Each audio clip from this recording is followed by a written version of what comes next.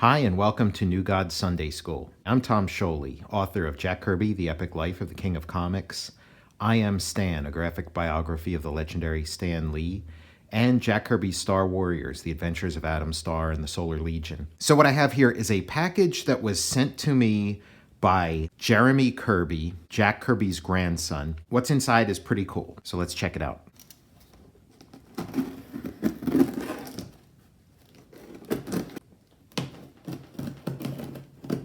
I wanted to own a little bit of Jack Kirby history, and so that's what's in here.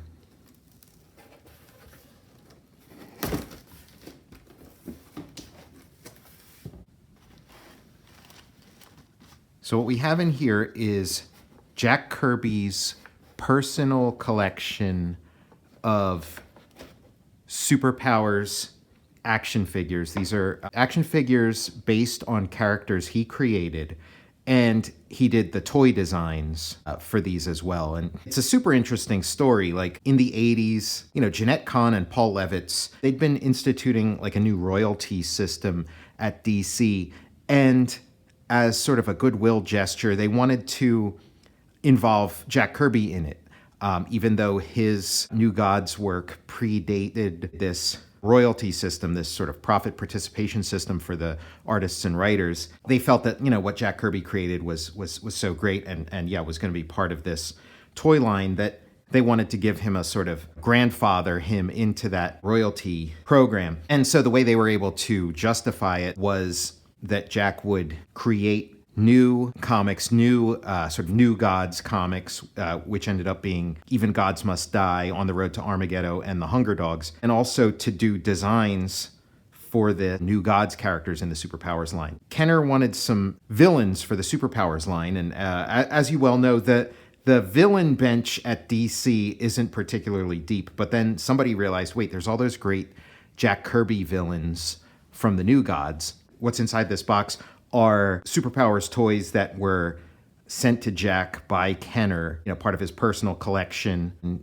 came into the possession of his grandson, and now he's passed them on to me. So here's Darkseid, sort of the main guy. I love the packaging too. This Superman cape, I would have loved to have had that. Darkseid, Lord of Apocalypse powers. Darkseid's powers are practically unlimited. Along with incredible strength and invulnerability is the bizarre Omega effect, which he uses either to destroy his opponents or to teleport them to other dimensions. Weaknesses. Only incredible power like his own can harm Darkseid. However, he can become weakened after prolonged use of the Omega effect. Enemies, the heroes of Earth, and the New Gods, including Mr. Miracle, Lightray, and Darkseid's own son, Orion. Secret identity, none. These characters that don't say new are part of the first wave of Superpowers toys, and then the ones that say new are part of the second wave. And Darkseid, Steppenwolf, Calibac, Parademon, Desaad, and Mantis, who were designed by Kirby. I don't know if he was involved in the designs of any of these other characters, but he also worked on the Superpowers comic for DC. So all of this stuff was ways that they could give him a royalty. And so as a result, Jack Kirby made more money from the sale of Darkseid action figures than he did from the sale of every single Hulk, Spider-Man, X-Men, Captain America, Iron Man, you name it. The endless, you could go on all day. Every one of those toys he didn't make a dime on, but he did get a cut of the Darkseid action figures. And so to me, that makes this body of work that Jack did pretty special. And then just for me personally, this was my introduction to Jack Kirby's New Gods, was the Superpowers cartoon, where again, they introduced Jack Kirby characters as villains. And as a kid who grew up with the Superpowers series, I was really blown away when these characters showed up. They were like something from another dimension. It was like Darkseid, Desaad, and Calibac. They just, Darkseid shows up. It's like all of a sudden there was a palpable threat. It almost felt like an intrusion from some other universe. Like, where did these guys come from? Like, there's something Lovecraftian that slipped through the cracks of Saturday morning. It was, there was a real sense of danger and exotic alienness. And you saw, what I came to learn was the Jack Kirby aesthetic. You saw like little bits of that sort of creep in. And so I was really, amazed by those characters. And it only lasted 2 more seasons, the last 2 seasons of Super Friends, which they renamed Superpowers, the legendary Superpowers team. And then the season after that was the Galactic Guardians. So it was really the last 2 seasons of the Super Friends. It was really amazing. And I would have loved to have seen more of it. And then when I got older and learned about Jack Kirby, and I was like, wait a second. He's the guy who created Darkseid. And then learning that, okay, Darkseid wasn't just a villain that was concocted for the Super Friends. He actually is part of this, new gods thing. And not only that, it's a whole other universe. They're not just bad guys from Darkseid's world, but then there's also good guys. And then, his son Orion fights him, and Star Wars-y feel of it, and realizing that it predates Star Wars. It was just, it kind of blew my mind. And it all went back to, these Saturday morning cartoons that I was watching. And I have a Darkseid. I don't have his cape or this medallion, and certainly the packaging is long gone, but this is just a really nice thing to have. So I have Darkseid.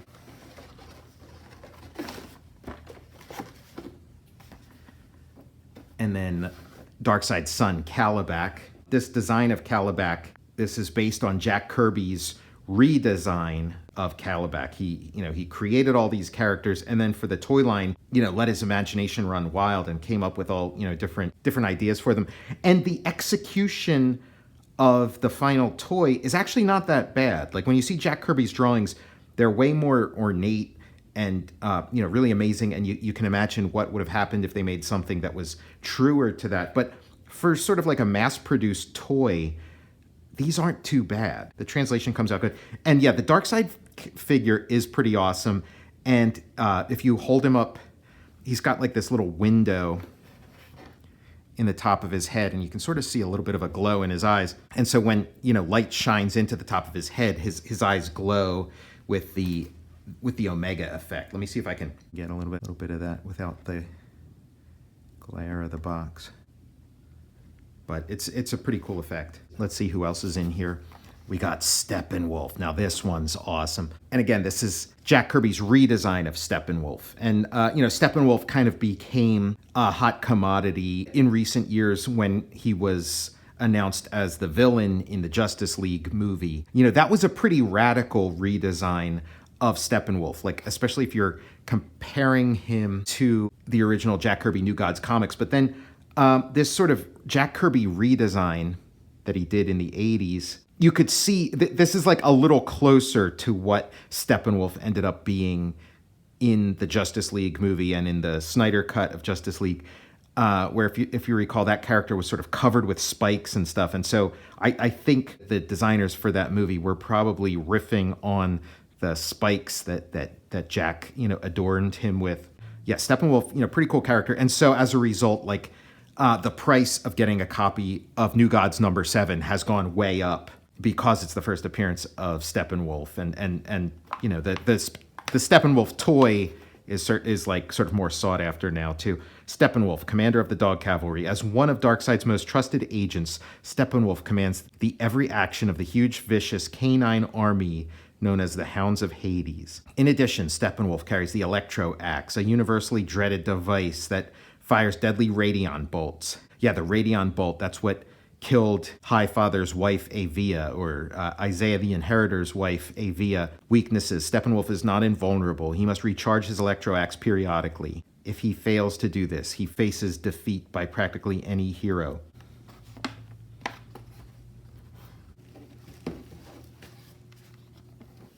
And then we have Desaad.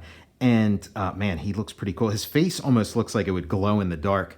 This is Jack Kirby's design. And if you look at Jack Kirby's design for this character, this little, sort of like torture device that he has, the fear siphon is what it would be called in the comics. I'm not sure what they call it here, power action shock squeeze. But, and again, for a mass-produced toy item, they didn't do a bad job of duplicating Jack Kirby's pretty elaborate design. When Jack Kirby would design stuff, he'd, design these elaborate fantasy worlds, but when he was tasked with designing something executable, designing a toy or whatever, he shot for the moon. He just like let his imagination run wild the way he always does, and then sort of, let the engineers figure out how to actually make a piece of plastic that, retailed for $3 at the time. Let them figure out how to do that. And so you create these very ambitious designs, and Desaad's not too bad. The end result's not too bad.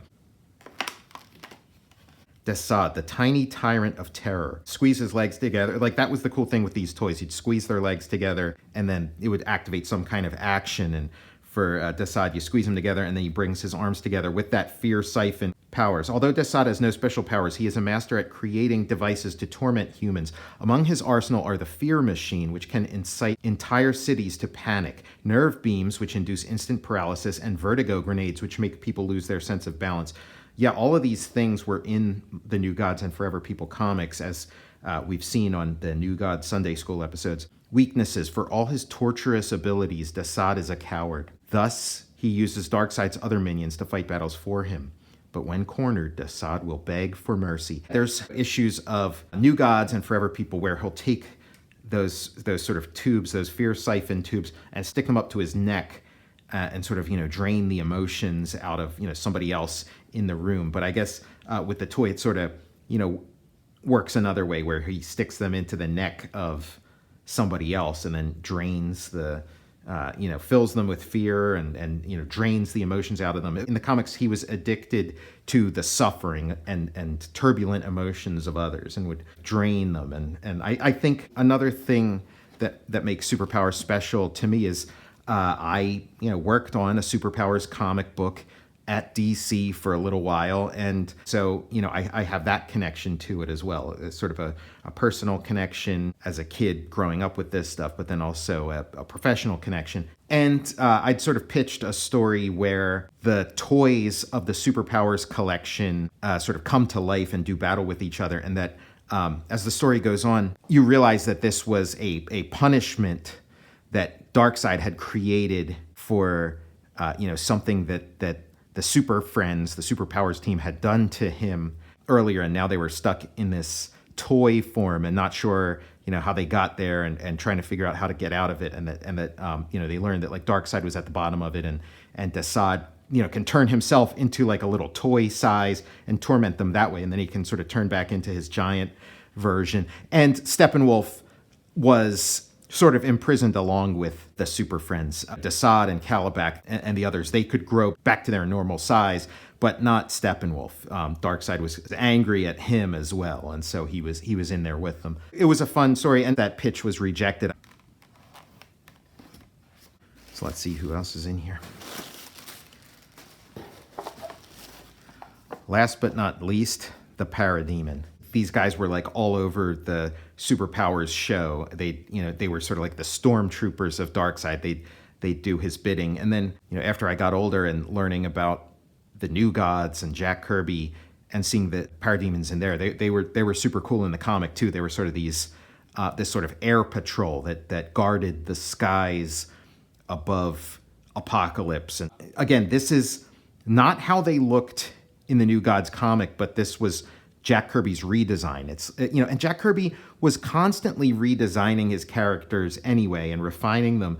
And so when it came time over a decade later to revisit these characters, of course he had a million different ideas for how to depict a parademon. And so this one is much more demonic. It really lives up to the name. It has a very devilish appearance, and then the coloring then just really drives it home. So I mean, I really love this design, and I really like the colors.